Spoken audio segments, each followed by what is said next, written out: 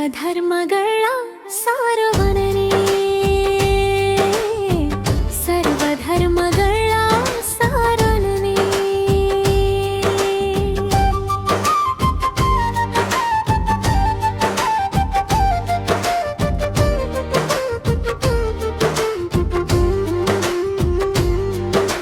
ಶಿರಡಿ ಗ್ರಾಮದಲ್ಲಿ ಜನಿಸಿದವನು, ಸಾಧು ರೂಪದಲ್ಲಿ ಬೆಳಗಿದವನು.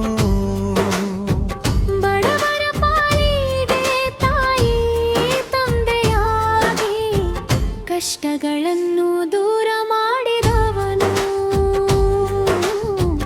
ಕಷ್ಟಗಳನ್ನು ದೂರ ಮಾಡಿದವನು.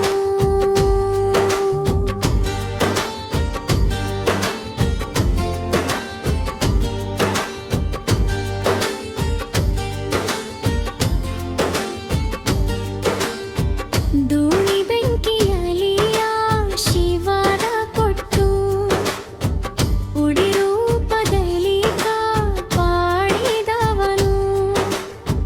ನಂಬಿಕೆಯ ದೀಪ ಬೆಳಗಿಸಿದವನು, ಭಕ್ತರ ಮನದಲ್ಲಿ ವಾಸ ಮಾಡಿದವನು. ಹಿಂದೂ ಮುಸ್ಲಿಂ ಭೇದವಿಲ್ಲವೆಂದು ಒಂದು ಸತ್ಯದ ಮಾರ್ಗ ತೋರಿದವನು.